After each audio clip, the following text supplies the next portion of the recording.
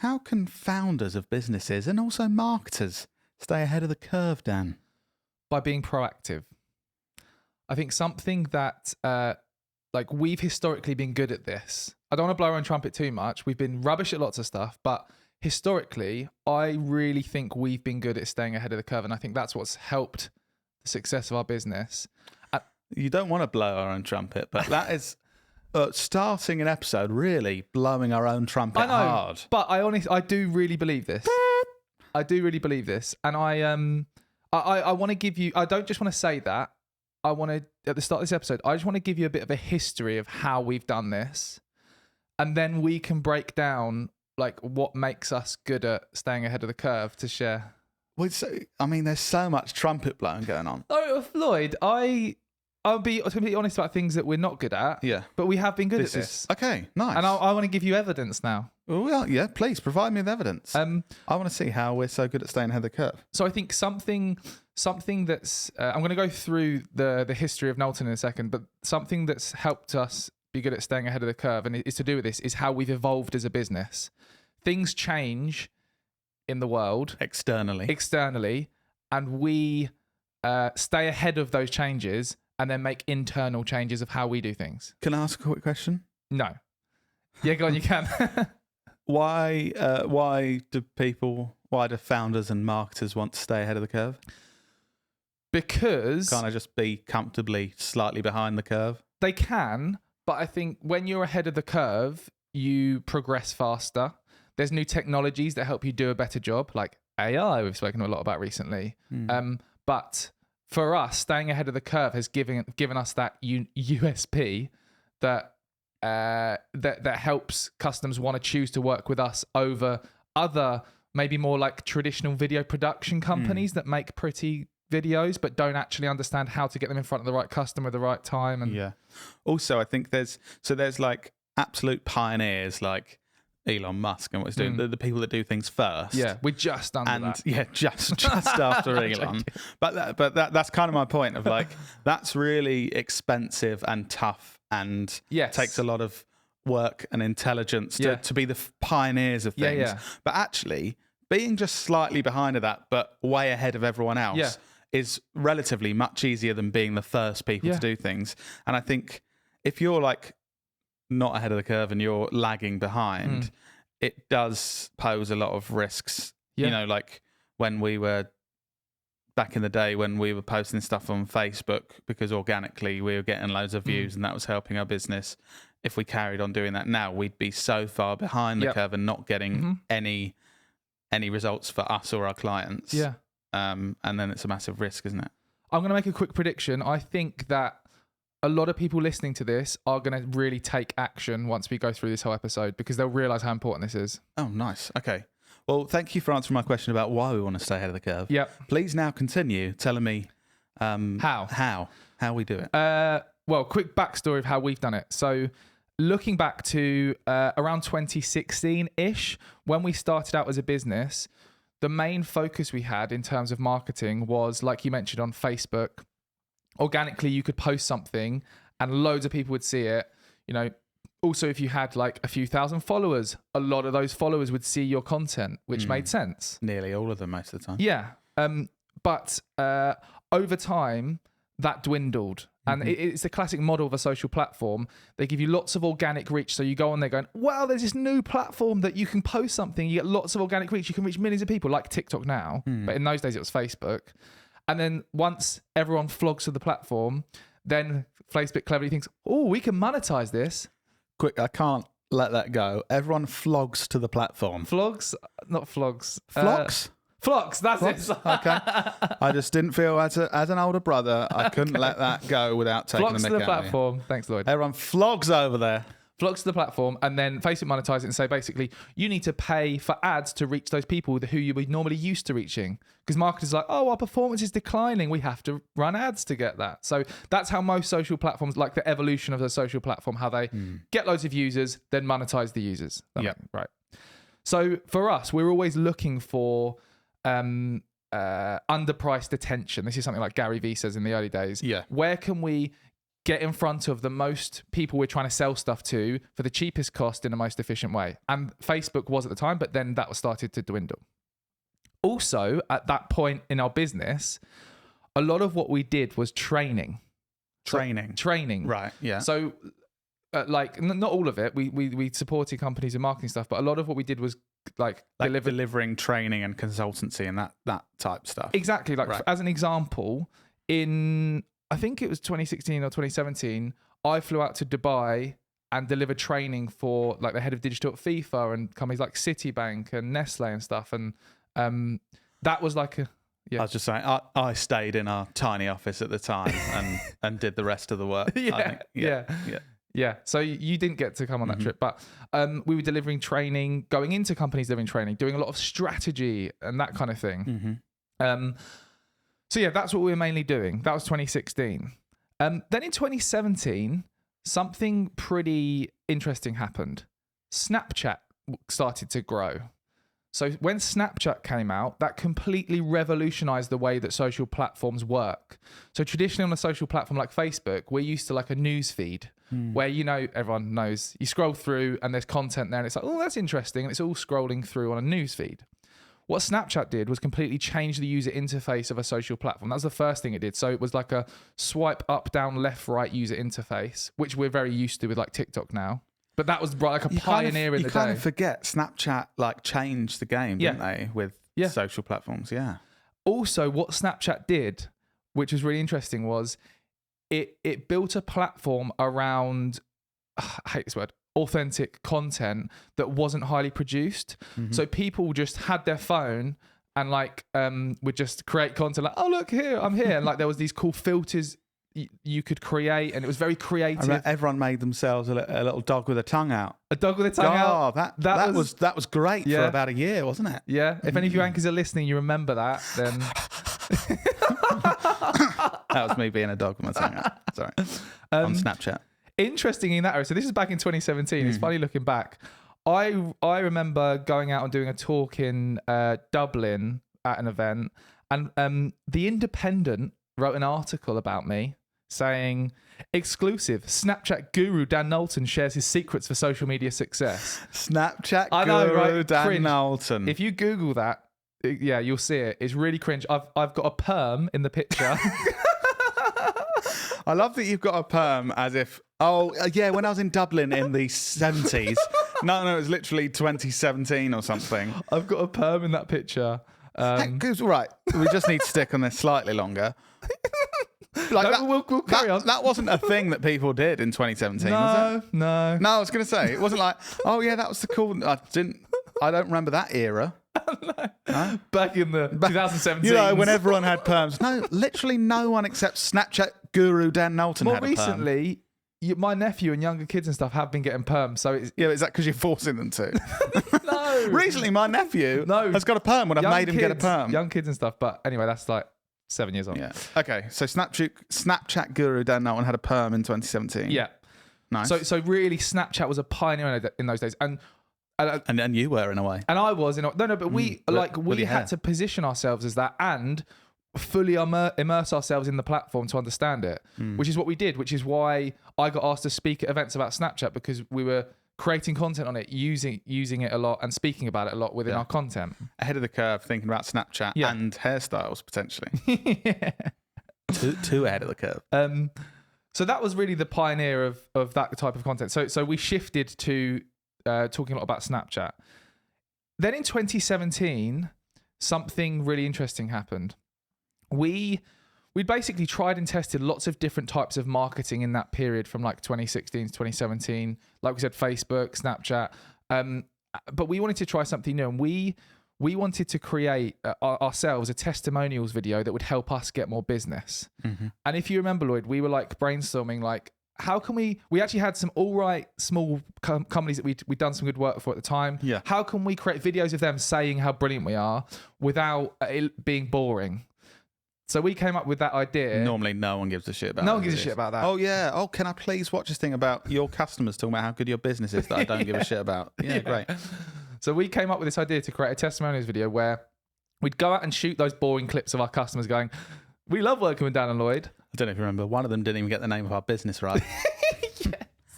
I've really loved working with Knowlton Media. Yeah. Like, what? That's not even close to what we're called. Yeah. I don't think we corrected him either. No. Let him carry on. Oh, thank you so much. Yeah, that was great. So we went out and shot these videos. And then what we also did to make it interesting was Lloyd and I dressed up as different characters and pretended to be our own customers, commenting on how brilliant it was to work with us. And we had Lloyd developed like these witty scripts where we'd say sort of funny things about, oh, Dan and Lloyd are great. And we had weird characters like I was a dolphin trainer, Lloyd was a butcher, and we bought all these wigs and weird outfits and stuff. I remember in the garden, I literally was like crying because that is a shoot I really remember, even though it was years ago. I love it in the garden, in our parents' garden. Yeah. There was a point where I had to just film myself because Dan couldn't be in the same room because he was laughing so loud, giggling like that. Yeah. No. And after about 10 takes, like, can you please go so I can actually just get this done? It's when you had like you were this character and half of your fake tash was falling off on purpose, and you were just telling the camera like, Dan and Lloyd helped me change the world, and it's just brilliant. Yeah. Well, that's good you enjoyed it. So anyway, that was 2017. We did that. We posted it online. Worked incredibly well. Like we got more new business than ever. Lots of people commenting on it, saying how brilliant it was. And that was our first moment of, again, evolving how we were working and realizing we can create content that is really fun and interesting and entertaining that customers or potential customers love watching, but it's got a highly strategic sales-focused message that helps us achieve something like generating new business. And that was our first moment in 2017 that again shifted the way we started marketing for brands that we worked with to implement that kind of new approach to working.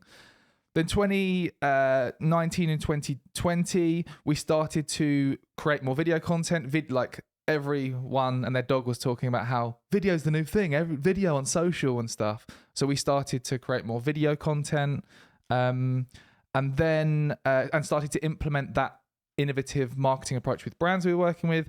Then in 2020, COVID happened.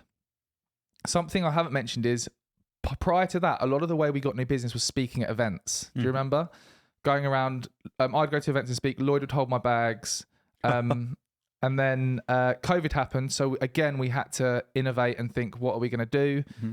That's when February 2020, we started the podcast. And I think this was driven by you, Lloyd. Yeah. Saying big innovator. Yeah. I think because lots of people were listening to audiobooks and things, and we thought we need to try something new. Then we started this, which is an experiment. And at the time, for a year, this didn't generate a huge amount of new business. But now most of our new business mentions the podcast. Mm-hmm. Now in 2023, again, we're innovating again. We're looking at the shift in social platforms, how they're really optimizing for vertical video. Things like with TikTok coming into the scene, YouTube Shorts, Facebook Reels, Instagram Reels. Sorry, sound like an absolute boomer. With TikTok coming onto the scene. Thanks, Grandad. And also, more recently, AI. You've seen us, if you're an avid pod listener, talk a lot more about AI. The advances in AI are mental. I saw this morning that Elon Musk and a few other people have signed a petition to stop advances in AI past ChatGPT-4 because they're concerned that it's going to be detrimental to society. Really? Yeah. I literally saw that before just coming on this pod because of how powerful it could change basically. Society. Yeah. I think, they're like, there need to be laws and things before it goes any further. Yeah. But that's a history of us really evolving and shifting based on external factors. And I suppose us staying ahead of the curve with, you mentioned 7 or 8 different things there that we, I guess, learned about, started implementing for our own businesses and our clients when they were at the early stage, and we were kind of early adopters of different things rather than waiting and using it when the masses use it. And that's what has helped us grow and stay ahead of the curve and get the benefits of that. Yeah, exactly. I think, I guess, to go into, now we've given a bit of a history of how we've been quite good at this. I think we should dive into some of the practicalities of anchors listening. If they want to be staying ahead of the curve, like what types of things they could actually be doing. Yeah. Can I start with one that I think is really relevant to what you were just saying and our kind of story? And it's one of our core values because we believe in it so much. And it's strive to be the best and look for improvements in everything. And previous places I've worked and other businesses we've worked with and things, I think don't do this enough. And there's a strange thing in business and outside of business, I think, just human behavior, that we're like weirdly loyal to how we've done things in the past, like processes of how we do things. And there doesn't seem to be any benefit other than maybe a bit of feeling of comfort, like, oh, I've done this before. And I just think there should be zero loyalty to previous processes. It doesn't make any sense. So even if you've just spent 6 months working on something and then you've done it for a week and then you've realized there's a better way, what is the point of carrying on doing it the same way? I think constantly looking for those improvements in how you're doing things is really, really important. What are you smiling about? This is really cringe, but I'm going to share it anyway. Yeah. Your point there, like, really reminded me of when I first did a talk in the early days. There was a slide at the end that had a quote on it that's really cringe that I thought was really motivational. And it was like, I think it was something like, if you always do what you've always done, you always get what you've always got. Or something like that. Dan Nelson, 2016. So cringe. And I thought that was like really impactful. But, I mean, that's just a different way of saying it. But that is the thing. And people are loyal to these processes. Oh, but Susan's worked on that for the last 3 weeks. We can't now improve the process and do it differently. Yeah. Why? You're basically saying Susan's worked out this shitter way to do it, so we should probably do it that way for a bit so she's happy. It's like, no. Yeah. Susan will understand that there's a better way and we need to keep improving. And there's no reason to be loyal to the previous processes. I think this is something that you've really driven in our business, and we have spoken about this before, but isn't it because of the one lecture at uni you turned up to that was to do with critical thinking or something? I suppose, it's linked to that, critical thinking, and basically analysing, always questioning why you're doing things or why things are done a certain way. And a lot of the time, you ask, "Oh, is this the best way we can do this?" Or like, "Why are we doing it like this?" And the team will have answers, and that will be like, "Oh, great, yeah, that justifies why we should carry on doing this. Good." But a lot of the time, you say, "Why are we doing this?" And then the answer is, "Oh, yeah, I suppose it's just because in 2021 we did this thing similarly like this." And then it's like, well, hang on.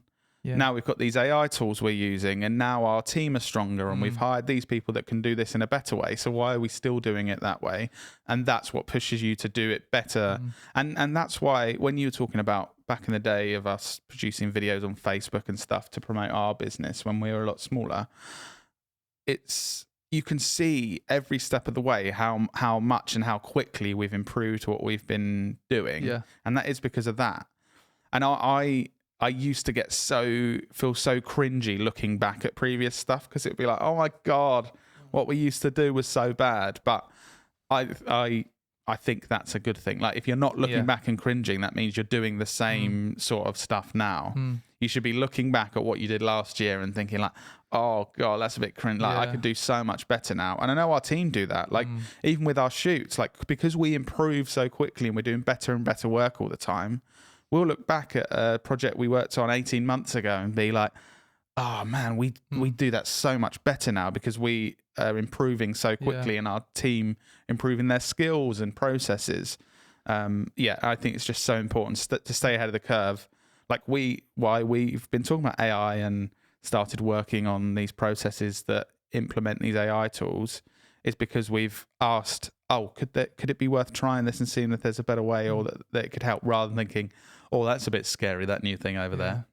I think historically, looking back at what we've done, I think the times we've implemented the most innovative ideas and innovated the business the most is when things aren't going to plan. I think when everything's going all right, it's easier to be complacent and be like, yeah, it's all right. And like, you slowly go, progress. Yeah. Whereas when something sort of fucks up, basically. Shit hits the fan. Yeah. You're like, we need to change something drastically. And then even like us, we've drastically changed things because things haven't been going well. Whereas, I don't know. So I think it's good sometimes to get a reality check of, wow, things maybe aren't going as well as we thought. Then it's time to innovate. But I guess it's important to try and be proactive to not get to that point. Yeah.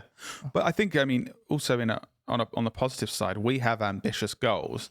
So even when things don't go wrong, when things are just going quite well, but we're not in line with our ambitious goals, we think, shit, okay, we need to do something differently. Because if we carry on just doing things how we are doing it, we're not going to get that ambitious growth and hit these ambitious targets we've got. I think that's another good actionable thing for anchors, like have ambitious goals. Because if you don't and you're just steadily moving along, you're not going to be trying to innovate and find those things that are ahead of the curve to start implementing and using to grow and improve faster. Yeah. Something else, another actionable thing that I think is really important is following creators that talk about things that are ahead of the curve. Yeah. For example, so practical example recently, I know if anyone's on LinkedIn, you've probably seen lots of people sharing those LinkedIn document posts about ChatGPT use cases, and like everyone's doing them and stuff. But something I've recently done is started following the people who are posting the really interesting ones. Yeah. Because now I'm starting to see in my LinkedIn feed the things that have been, like, for example, ChatGPT launching apps the other day was because a random dude I followed the other day on LinkedIn talks about this stuff. I followed him and he started talking about it again. Yeah. Well, I think it's really important to note that you have to learn new things to stay ahead of the curve. So if you're ambitious as a founder of a business, or if you're in a marketing team and you're trying to progress up that kind of corporate ladder and do really great things, I think you won't do that without learning new things. And I think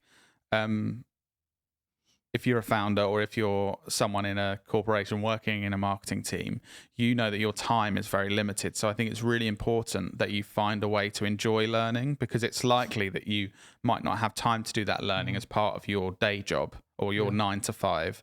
And something that's really, I think, helped both of us is, for me personally, I really enjoy learning from audiobooks. And like, I like getting out in nature and going for walks and stuff like that. So I will find time to go for walks and listen to audiobooks. And that's where I do a lot of my learning. I think some other people really enjoy watching YouTube in their spare time. Yeah.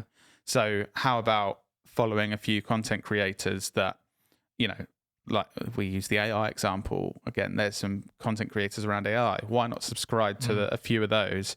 And during the time where you're enjoying yourself watching YouTube in the evenings, start learning from those. But yeah, I think finding a way to enjoy learning that fits in your kind of life and routine is really important to stay ahead of the curve, which is a challenge, finding that time. Or find a podcast that talks about these new innovations that you're listening to and click that subscribe button just so you don't miss any of that content. Do you know what I mean, Lloyd? Yeah. Like if you were listening to one now. Yeah, maybe even a podcast like this, like Business Anchors, just making sure that you are following or subscribing on any platform to make sure that you have the opportunity to learn in the future from that podcast. I feel like this is a weird, like, subtle manipulation that we like. If you're like, just... that whole point wasn't planned to do that, by the way. I genuinely mean that. Yeah. And people enjoy learning in different ways, and that's why I sort of was saying my example of I like learning from audiobooks. So recently listened to the kind of autobiography of the Disney CEO, Bob Iger. You said you loved that, didn't you? Yeah, and it's all about kind of leading in creative industry. So for me, I learned a lot from it. It was really great, and it was a really enjoyable listen, and I learned shitloads from it. Was he reading it, or was it a random American computerized voice? I think it was him. Yeah. Which is, cool. It's always best when they're read by I will download it then. Yeah, but find the way of learning, because you might not. I know my wife, when she takes a mick out of me for audiobooks, because she's like, it's so weird just hearing someone read you a story. And I was like, when you say it like that, it is weird. Yeah. But maybe you like reading and you want to read before bed, or like I said, maybe it's YouTube, or maybe in-person training or learning, or going to events that are shit, doing courses, in-person events, and hearing from industry leader, whatever that thing is. Try and make sure that you dig out time in your busy schedule to learn, because if you're just getting things done and it's chasing your tail on to the next thing, you might be doing good work, but if you're not learning, you're not going to stay ahead of the curve. You're going to stay where you are. Yeah. Something else that made me think of was another actionable thing anchors can do is join communities of your peers who are talking about this stuff. Like a practical example, Lloyd, of us, the Agencynomics community. Yeah. We recently hosted an event about Web3 recently, a few months ago. Yeah. And there's lots, we're not like Web3 experts, there's lots of experts there talking, and we got that opportunity to go there and listen to the speakers and host because we were part of that community where they're always talking about new things in our industry that are coming into play that could help us. So I think it's important in those kind of situations as well. Like, try and get curious and ask questions. A lot of the time we've got so much going on that we're thinking about our own stuff, and you might be in a room full of people. If you ask questions and show interest in what other people are doing, quite often you can learn a lot from them. Like an event like that, say spoke to 10 people and just asked a bit about what they're up to and stuff, and you learn a little thing from each of those people, you're going to come away from it in a far better place. Whereas if you just kind of didn't really ask questions or just spoke about yourself, which is a habit a lot of us fall into. I'm just going to tell you about the stuff I'm doing, and you get out of it and you think, well, I haven't learned anything. I've just been talking about what I've been doing for a while, which might have felt good for a bit. I was going to say, there's two types of people at an event. There's the people that come up to you and talk at you, and then there's the people that come up and ask you stuff. And it's like, which one do you prefer? That's the big point. To speak to? Yeah. Not only are you going to be liked, but if you want to stay ahead of the curve and learn things, are you going to learn from speaking to people? This is what I think. Or are you going to learn from asking questions and hearing about other people's experiences? And sometimes you learn from people by thinking, oh, well, I'm not going to do what they did. It's not always learning like, wow, that's an amazing thing. It might be like, oh, this is what I'm doing in my business, and we just really love profit, and we just fire people immediately if they're shit. And you might learn, oh, well, that sounds like a horrible way to run a business. That's okay too. It's not all positive. I feel like this is ironic that we're doing this on a platform where we're speaking at people. it's hard work, but at the same time we actually ask each other questions and kind of learn from each other. But I mean, it's hard to ask you listeners stuff. But what do you think? I'll make for a terrible episode. Ah, interesting. Thank you. That's like those spam calls you get where it's a recorded voice and they leave a gap. Oh, hello. Where you think it's a hello, thank you, and you go, oh hi, who's that? And then it butts in. Oh, it's great to hear. You're not what? Why are you speaking like that? Lloyd's been caught up for hours having chats with those things. He's a bit lonely. A great chat with them. Do you have any other sort of actionable things that you think we do to stay ahead of the curve? I've got one more. Yeah, go on. Let's. Well, actually, actionable. Yeah, I suppose it is actionable. Right, I listened to anything useful to say, Lloyd? I listened to an audiobook recently. Classic. And it's actually a bit of a different one. It's about philosophy and stuff.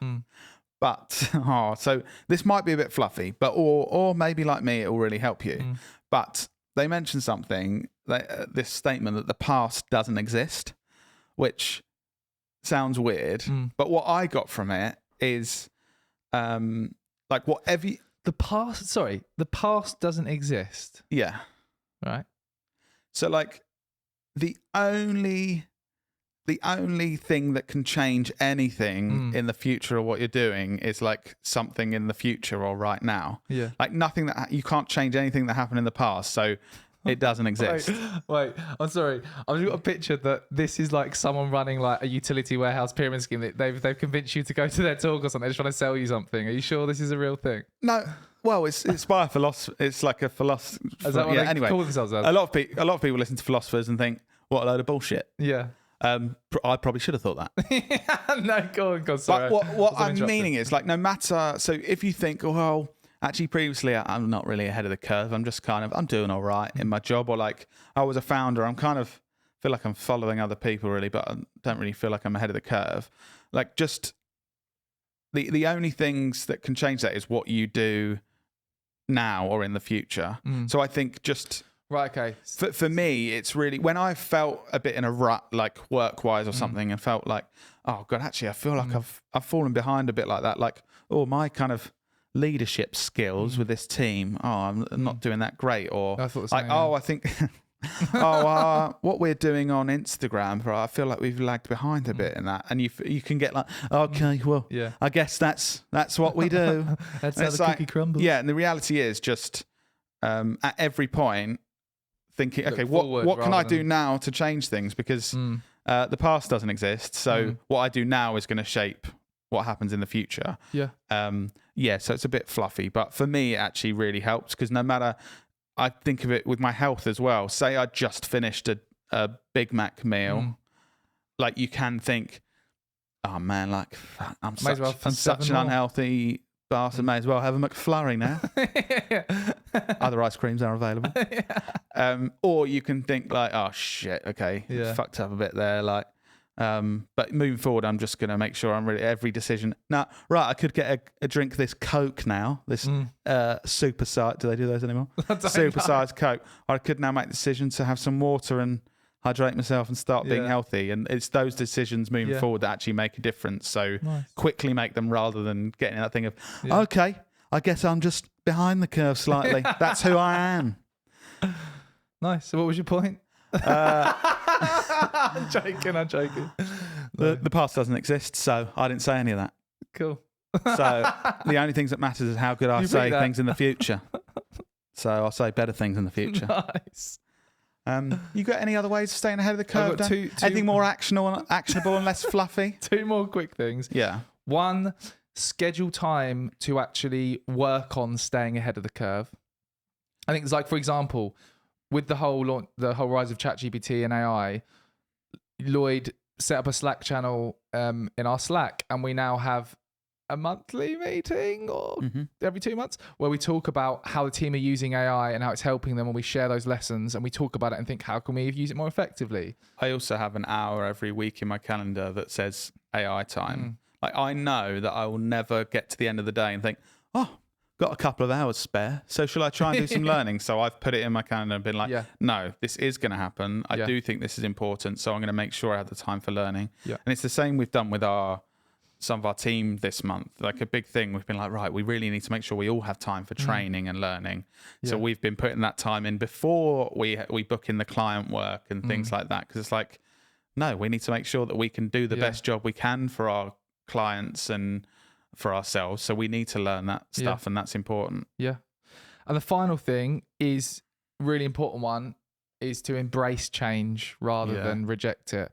I think I'm still even seeing other people in our industry and stuff that are saying AI is rubbish. It's not gonna, no one's gonna be able to make content that to do with, like, it's like, why think of it like that? Why not think of it as there are some really useful ways you can use it rather than, I guess it comes down to the fear factor that some people are potentially a bit scared that it's going to take, like copywriters and stuff with ChatGPT. It's really taken a lot of the things that they do and made it a lot easier. Obviously, I think it's fine to voice concerns about change and also talk about the negatives of potential change. But I think it is quite clear when you really look into it, a lot of this stuff comes from a state of fear or defensiveness. Like you said, you're a copywriter, and suddenly a lot of people online are saying copywriters aren't needed. You can do it with ChatGPT.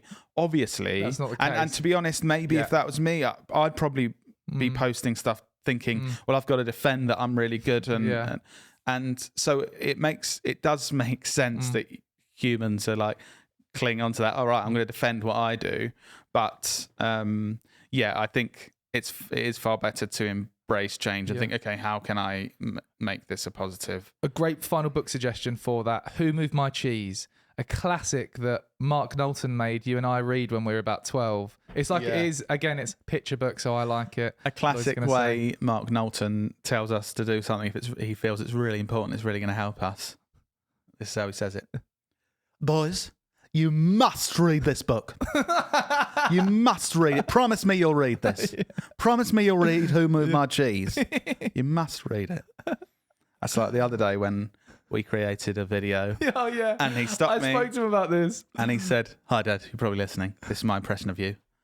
Lloyd, promise me you don't tell people how you made that video. You must keep that secret. Thank you, Mark Knowlton. I really appreciate it. When you say it like that, I know you feel it's really important.